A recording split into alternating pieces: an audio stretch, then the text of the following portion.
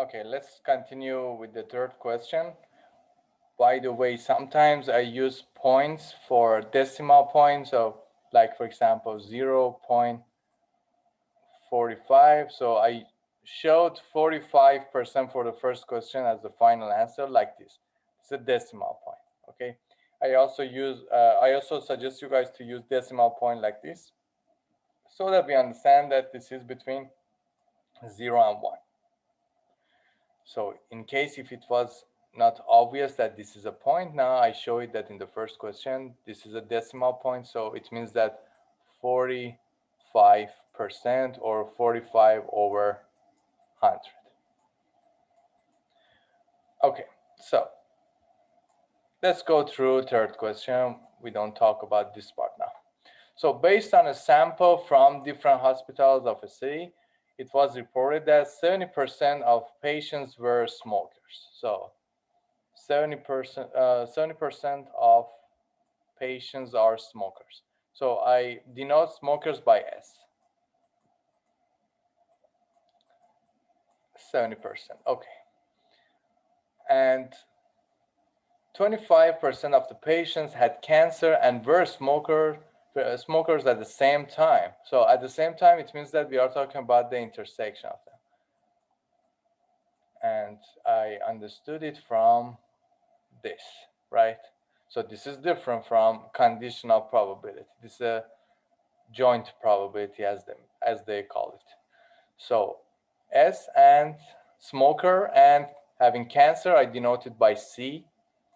So it's nice that if you want to, for example, show your work, say, for example, S stands for smokers, then you write, for example, smokers and C for cancer. By the way, sometimes I use this notation. What does it mean? It means that you should complete it yourself. So don't use such things in the final exam or something like that. So whenever I use this notation, it means that complete it yourself. Okay. So the joint probability of smokers and cancer, or intersection of them, is 25%.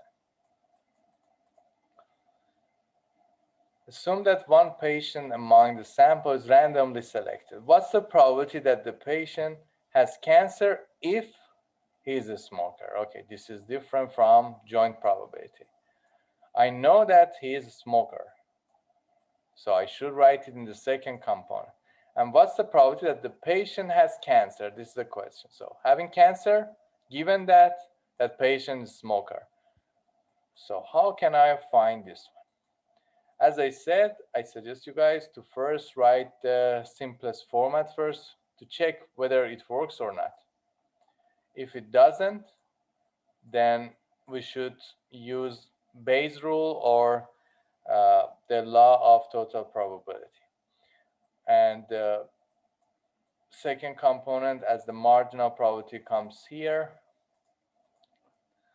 So do I have the information of this one? Yes. There is no difference between this probability and this one. Order doesn't matter in such notation. So we use 25% here over the probability of being a smoker in this hospital is 70%. So what's the final answer? 25 over 70. That's the final answer. Okay, so this one was easy because I had information of both of them. Now let's see examples that it's not that easy. Based on a sample from different hospitals of a city, it was reported that 70% of patients were smokers. Okay, also in the previous question, we were talking about hospitals of a city, not just one hospital. Okay, so 70% of patients were smokers. Good, so I have this information now. 70%. Always try to summarize it. It will be very helpful. And 10% had cancer. All right, 10% had cancer. Again, I denote cancer and smoker by S and C. 80% of patients were smoker given that they had cancer. So this is a conditional case. So what should I write for the second and first component? So given that they had cancer, I know that they had cancer. So what's the probability of being a smoker? It is 80%. Good. So we should practice with this one, because when we are reading from a question, sometimes it can be confusing. Should I consider it as intersection or not? Or is the component I wrote correctly? So these things need practice. So please go through this exercise very carefully. So assume that one patient among the sample is randomly selected. What's the probability that the patient has cancer if he is a smoker? So what's the probability that this patient has cancer if he is a smoker?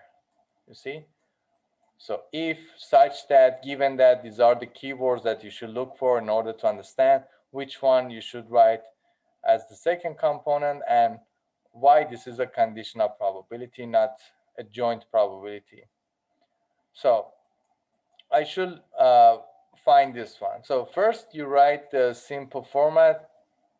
If you understand the direct answer, obviously you don't need to do that. But anyway, I suggest you guys to do that to see why we use, for example, rules of Bayes, for example, or the other one.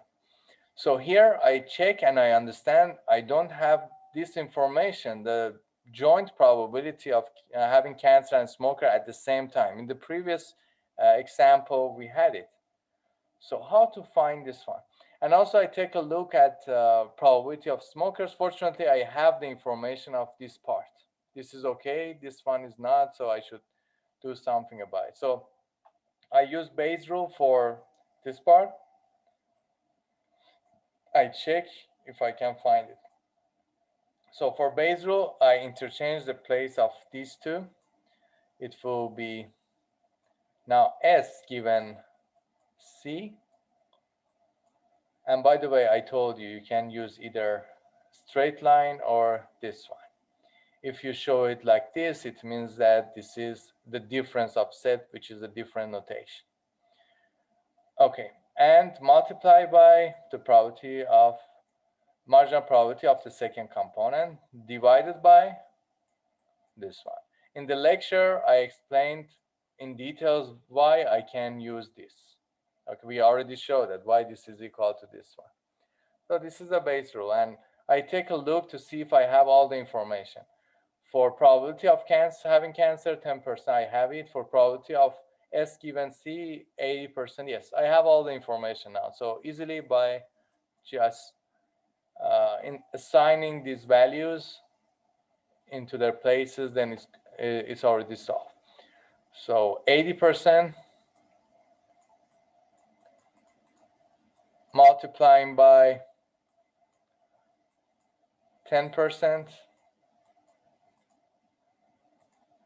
divided by 70%. So by using your calculators, you can understand what's the final answer. So you see, whenever I use this notation, it means that you should do it yourself. And for the final exam or midterm exam, for sure, we need the final answer. So you should provide all the details, especially, if you guys have experience with our online exams. So when we say complete solution, it means that all formulas should be there, all calculations should be there, and the final answer. Okay, so what about the law of total probability, which is the most complicated version of conditional probability?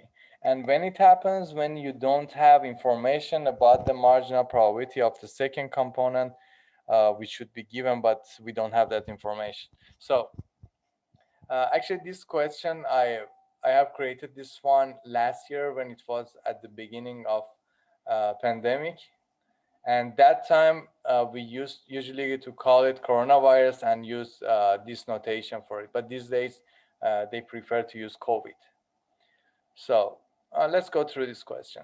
So coronavirus has become a worldwide concern, and health providers may order blood tests to detect the novel human version of COVID. It was confirmed that 5% of patients were infected by coronavirus in a hospital located in Wuhan, China. So that time that I created this question was related to that time that it was in Wuhan. So unfortunately, the mentioned blood test may have errors confirming the COVID infected patients. So as you can see, this is a common problem usually we have in hospitals, that when you have such tests, then it's not 100% true. Like when it is positive that you have coronavirus, then maybe this test was not 100% correct. Maybe you didn't have by mistake, they said you have. So it's a common question usually in the statistics and probability that we try to deal with. And it's a typical kind of conditional probability. But as you can see, we cannot solve it like the previous questions, and I will tell you why. So that is, if the patient was infected by coronavirus, the test confirms it in 95% of cases. So how can I write it in terms of probability? So take a look at this one. So if the patient was infected by this virus, so I know that this patient has coronavirus for sure. So this one is given. So the test confirms it in 95% of cases. So in 95% of cases, the test is positive. I show it with this notation. So T plus, I mean the test was positive. C denotes for coronavirus, for example. So again, when you want to write it in the exam, for example, then say, for example, what do you mean by T plus? Because maybe I don't understand what do you mean by this notation. So in the video that I'm explaining to you, I'm telling you that this is related to the positive, but in the exams, I don't know, for example, what do you mean by that? So write, for example, T plus means that the test was positive. Okay, so what's the probability that the test was positive, knowing that that guy really had coronavirus? So it should be 95%. Okay, the test also confirms 1% of cases by mistake that the patient was infected by coronavirus. So we have also this information that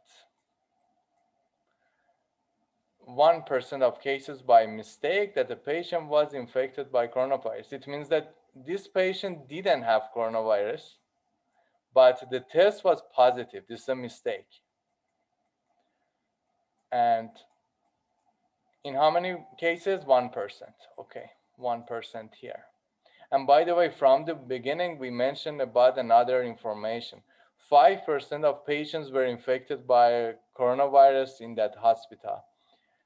So what's the probability of having corona in that hospital? 5%. I also have this information. Good. Okay, what else is given? This is also for that, we read that. But in fact, it is given that the patient was not infected by the virus. Assume that the patient is randomly selected from this hospital. If the blood test confirms that this patient was infected by COVID, what's the probability that this patient was indeed infected by this virus? Okay, so again, let's read it from the beginning, that what kind of probability we are looking for. So a patient is randomly selected if the blood test confirms that this patient was infected. So blood test is positive for sure. This is positive. Now, what's the probability that this patient really has this virus? So that's the question we are asking. Okay, so it needs practice so that we understand which one to write as the first component, which one second. Is it a joint probability? Is it a conditional probability? These things takes time, guys, because when I solve it for you, it looks very easy, but it needs a little practice. Okay, so as I suggested before, what you should do. So let me maybe go to the next page after that, so we will have more space. But let me first show you my suggestion that first you write the simplest version. If you don't know that you have that information or not, just for checking, because that's not the solution. So this is the simplest formula that you can use for conditional probability, right? So I don't have neither of these information. I don't have any information about the joint probability. I don't have any information about the probability of positive blood tests in that hospital. So what should I do when this happens? For this one, as you know, you can easily use Bayes rule, but for this one, I need to use the law of total probability.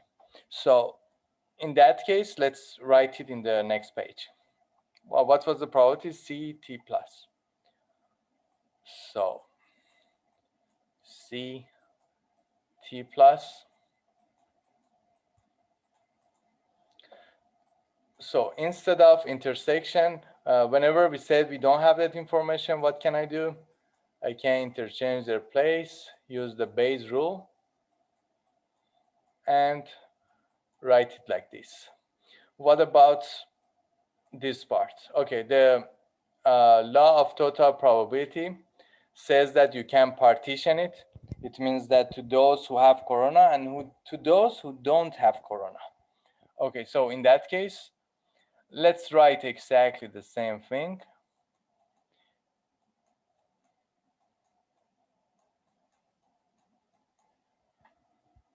Plus the probability of, okay, now how to write the complement when you partition it? I partition it in terms of coronavirus. So here you can write C complement and probability of complement.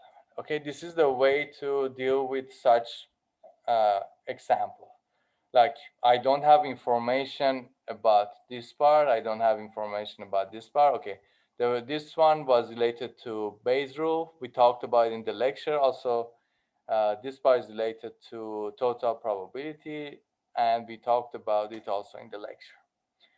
So these exercises can be very useful. Now let's check if I have all the information. For this part, T plus and C, yes, I have this information, good. And for probability of having coronavirus in this hospital, it's 5%, I have this information too. So what about this part, T plus, C complement? Yes, I have this information too, this is 1%, good. And what about probability of not having corona? I don't have it directly, but it's very easy to solve it. So in order to find it, what do you think? By looking at this one, the probability of having corona is 5%. So what's the probability of not having corona? Well, obviously 95%, because 1 minus 5%. Okay, so let's go through them one by one. So this one is equal to this part, T plus, given that C, 95%. So 95% you put here, multiply what's the probability of having corona? This is 5%. You write exactly the same thing here. I'm using a mouse, so sorry if it looks messy. Plus, okay, what's the probability of T plus given that C complement? So T plus C complement, this is 1%.